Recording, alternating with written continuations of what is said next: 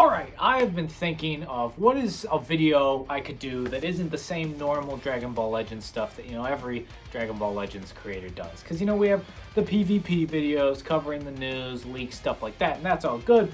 But it's fun to have some more different videos out there every once in a while. So I decided we're going to stay on the train of Dragon Ball Legends, that kind of theme we have going on. But actually, I found this channel recently that I've been watching called Shadiversity. It's actually a really cool channel. I recommend you check him out. He covers swords and kind of other weapons from the past and also, I guess, present.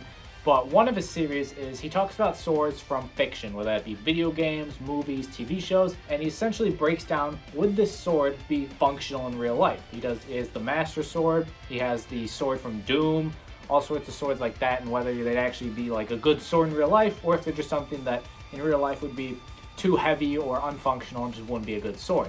So I decided, well, hey, let's take this kind of concept of would this work in real life and see who would win the Dragon Ball Legends tournament, the best fighter, who would be the best fighter in Dragon Ball Legends if it happened in real life. So this is going to be quite a silly video for sure, because it's taking something that's so unrealistic and putting it in the real world with its different rules and whatnot, but hopefully it's fun, hopefully a change of pace. If you guys enjoy it, leave a like, make sure to hit the subscribe button, hit the bell if you want notifications and all that beautiful stuff. But let's get into who would win a Dragon Ball Legends tournament to find the best fighter if it happened in real life. So our very first order of business is, of course, eliminating all the people that cannot participate in a real-life Dragon Ball Legends tournament, which is all the aliens, which I know makes up like a vast majority of all the Dragon Ball characters, because as far as we know, aliens don't exist. Are there probably aliens somewhere in the universe? I'd like to think so. That would make sense to me. The universe is a huge place, and us here on Earth being the only living creatures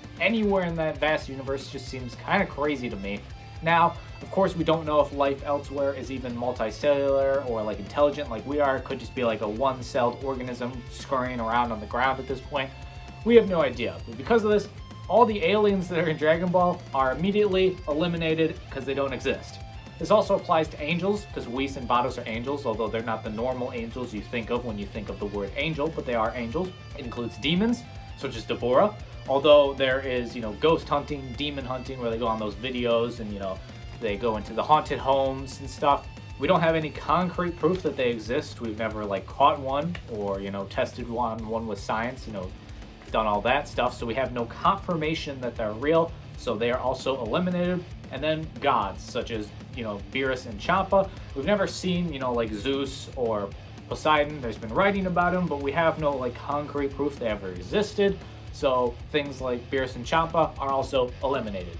Now, I know I've eliminated a whole bunch of characters, but it's gonna, it's just how it is when it comes down to real life. We still have characters left, so there's some exciting things to go on. Now, I actually haven't eliminated Saiyans. You may have thought that they fell into the alien category, but because aliens are a lot of the time called space monkeys, I have in fact decided to consider them a space monkey, which is a monkey that's gone to space. I have looked up monkeys that have gone to space. This article I feel does the best job in kind of talking about the history of monkeys in space. And as far as our tournament power goes, most every monkey that has gone to space has died, whether that be on the actual trip to space. Some died on the way back from space because their parachutes didn't open, and that sounds just horrible. Gravity's not a friend. Gravity's not your friend without a parachute. And so, yeah, a lot of monkeys had a real tough time. But if we give the benefit of the doubt, because the most recent monkey that have gone to space that I could find, I guess there could be some that aren't reported that I don't know about, but that I know of, is the one that Iran sent up in 2011. Now it says it says it was not the first attempt to send a monkey in space. A previous orbital effort in 2011 failed. Now, I guess I have no idea if the monkey died in this failure or if the mission itself just wasn't what they wanted, so that was the failure. So benefit of the doubt, we'll say that there's one monkey that's been to space that's alive. One space monkey. Now, they're not going to be very good in our tournament because monkeys that go to space are normally little tiny monkeys. They're not gorillas, if gorillas even count as monkeys. Maybe they're not technically a monkey. I don't want to get into that, but they're really tiny monkeys normally that aren't good at fighting. So they're not going to be winning our tournament, but technically we'll allow for one to be alive, and that's our Saiyan in our real life Dragon Ball Legends tournament. With that out of the way, you can see I have a list of character tags here for all the, now, most of these are aliens, but androids, they actually exist. However, they're nowhere near as cool as they are in Dragon Ball. I have this is the Wikipedia page, but it basically just gives you the rundown on androids. They really, at this point, just look like kind of really creepy looking, like, they look like creepy people, basically, that don't look very real. Like, that's, come on, this is nightmare fuel. This would keep you up at night. It's gonna keep me up at night for sure. But they're not anywhere near as cool as they are in Dragon Ball. This is Eve R2, the first android that can sing. So they're definitely not ready for like elite high-level combat going on here. If they were, they would instantly probably shoot to the top of the list, because something that is an android, say it loses its arm, it could potentially repair it, something that a human can't really do. If your arm gets cut off, well, that's the end of your arm. So they would instantly shoot up the list, but because they really aren't capable of all that much as of right now, androids just really aren't a major player in our tournament here, and unfortunately it would be eliminated really early on, so that's, you know, that's how it goes. あとは頼んだよ。何をする気だ。こういう人間臭いの好きなんだろ。18号。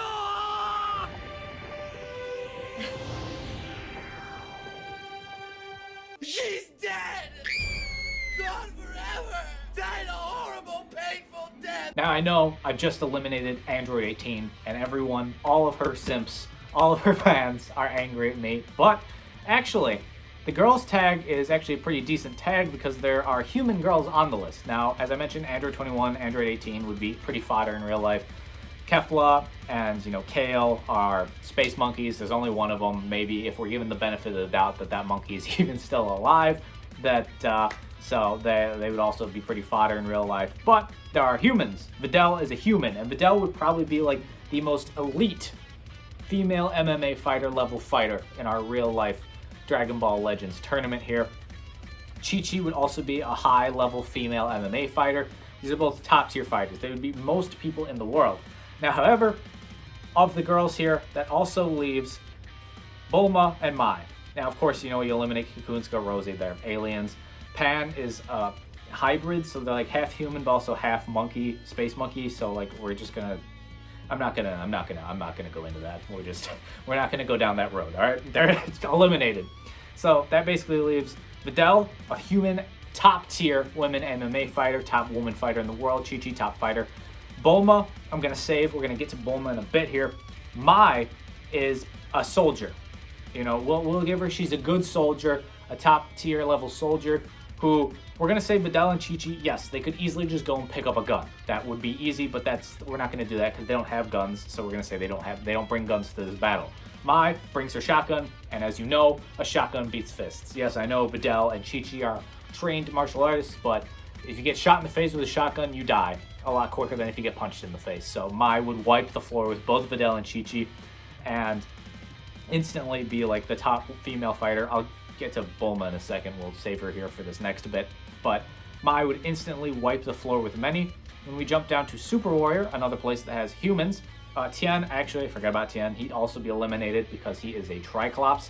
No humans have 3 eyes to my knowledge. Well, okay, maybe there are some that are like born in weird scenarios, but it doesn't normally work out too well for them. So Tien's just going to be eliminated. Yamcha and Krillin would be like top tier male MMA fighters, elite of elites.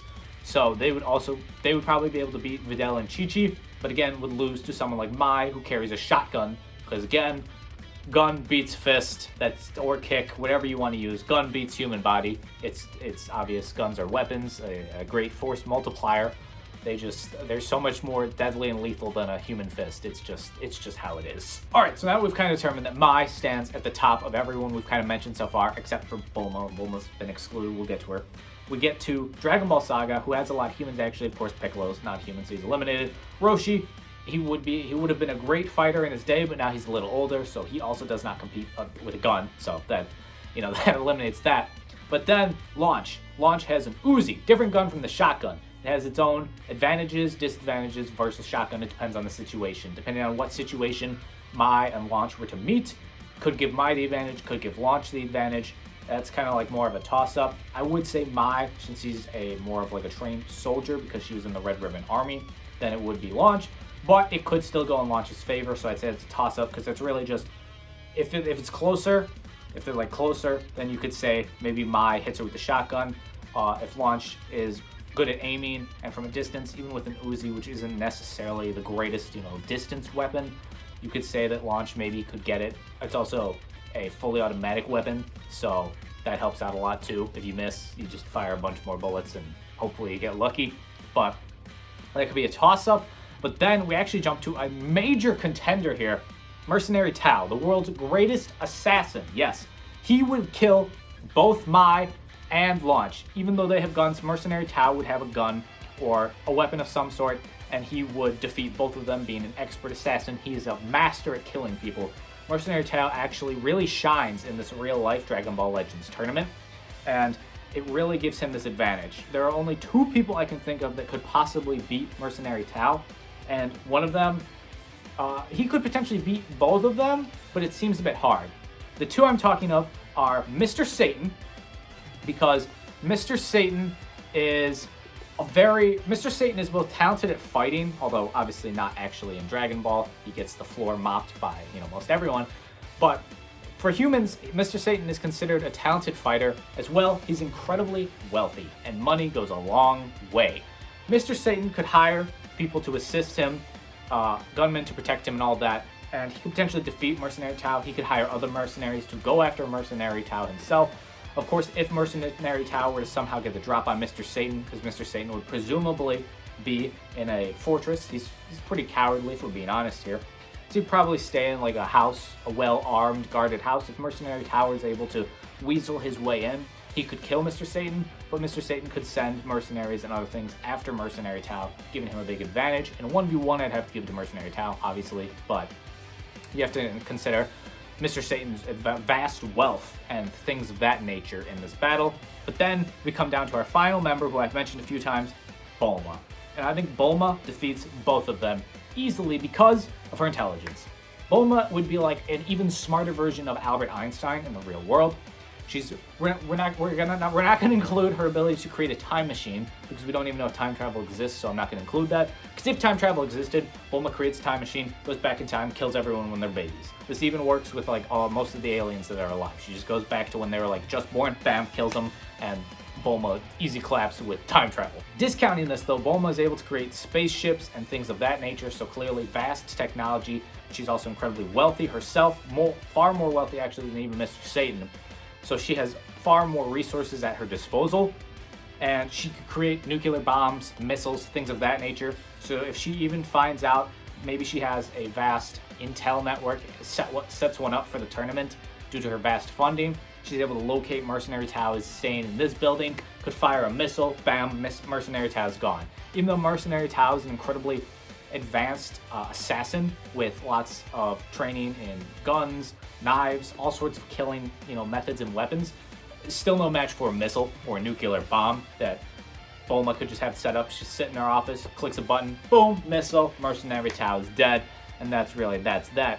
So even though Mr. Satan is also very wealthy and famous, Bulma far outclasses him even in wealth. If she didn't want to go and create all these things, she could really probably just buy off people to shoot missiles and stuff at these other people.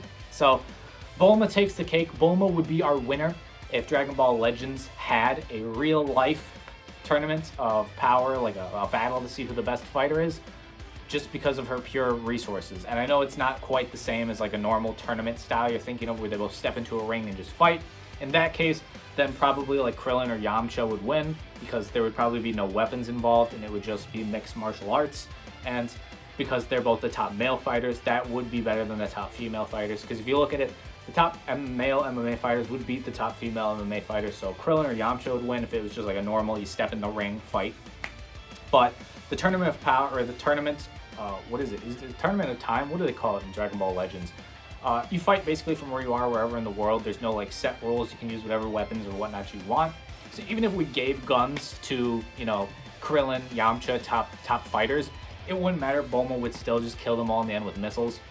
And Bulma wins. Bulma wins. That's basically the long story short of this whole thing, just because of her vast intelligence, wealth, and able to, have so many resources at, the tips of her fingers. So Bulma would win. If you enjoyed this really silly video, make sure you hit the like button. If you want to hear more, I actually have a whole idea for who would win if we included the aliens and all of their like superpowers, able to shoot energy beams. I mean, Krillin is also able to shoot an energy beam, but we don't count that because it doesn't exist in real life. No one is able to use that. Ki, I guess you could say, exists in real life. It's a belief, but it doesn't have the ability to let you fly or shoot energy beams like it does in Dragon Ball. So in that sense, I actually have a whole idea for how that would play out. If you guys want to hear that, let me know in the comments. But if you enjoyed the video, leave a like, subscribe if you're new. This is just kind of like a more silly change of pace video from the normal Dragon Ball Legends stuff, so I hope you enjoyed. But hope you all are having the best of days, staying happy and healthy out there, and I'll catch y'all tomorrow.